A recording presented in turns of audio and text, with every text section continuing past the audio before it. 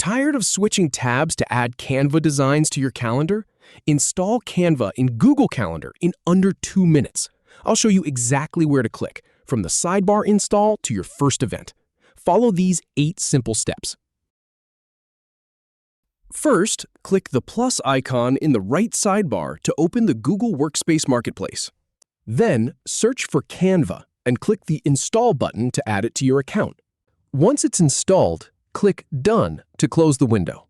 Now, go to your Google Calendar and navigate to May 2026. Click on the Highlight option to select a date range. Type in Highlight to search for the Canva integration. Then, click Install to add the Canva design tool to your calendar event. Finally, click Done to finish the setup.